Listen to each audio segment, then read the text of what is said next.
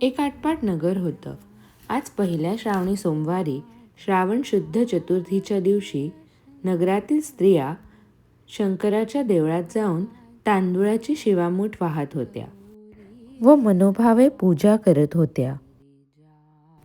पवित्र असा श्रावण महिना म्हणजे शिवभक्तीसाठी खास काळ. शंकराच्या अनेक रूपांपैकी एक रूप म्हणजे उज्जैन नगरीत वास असलेला महाकालेश्वर.